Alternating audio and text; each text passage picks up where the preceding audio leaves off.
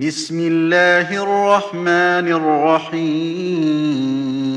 إن الله وملائكته يصلون على النبي يا أيها الذين آمنوا صلوا وسلموا تسليما اللهم صل على محمد وعلى آل محمد كما صليت على إبراهيم وعلى آل إبراهيم إنك حميد مجيد اللهم بارك على محمد وعلى آل محمد كما باركت على إبراهيم وعلى آل إبراهيم إنك حميد مجيد.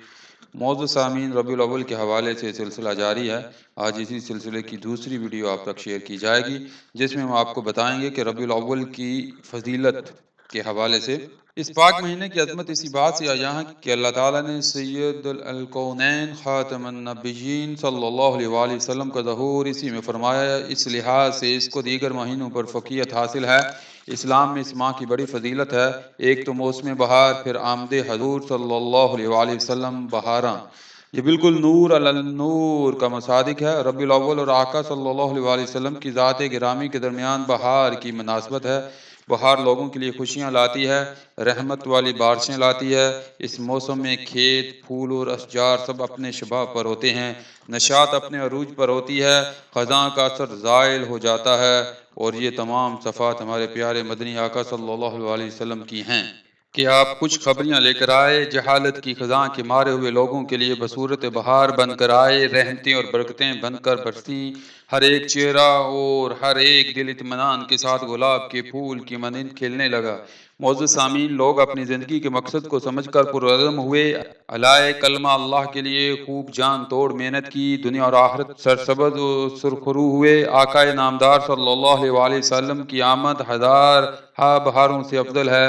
معزز سامعین، پس نبی صلی اللہ علیہ وآلہ وسلم کے ساتھ جس کی نسبت ہو جائے وہ اپنے تمام ہم مثلوں سے افضل ہو جاتا ہے. یہی حال ربیع الاول کا ہے. ماہ بہار ربیع الاول کا مقتضا یہی ہے کہ حبیب خدا کی محبت اور اس کی یاد میں اس ماہ کو کثرت عبادات و اعمال صالح سے مزید کیا جائے.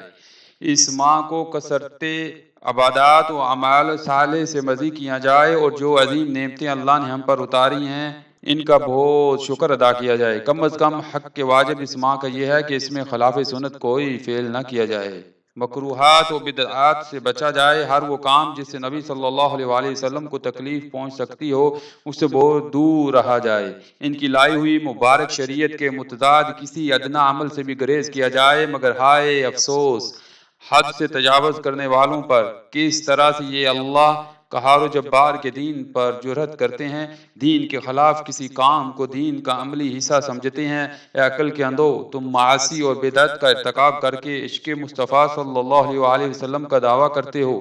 سنتے حبیب صلی اللہ علیہ وآلہ وسلم کے مخالف ہو کر اس کو خوش کیسے کرو گے؟ ہر نام نہاد عاشقو، عشق کے نام کو تو بدنام نہ کرو، عشق کے ضابطوں کو پامال نہ کرو. لو کان حبک صدق لأطعت ان المحب لمن یحب متی.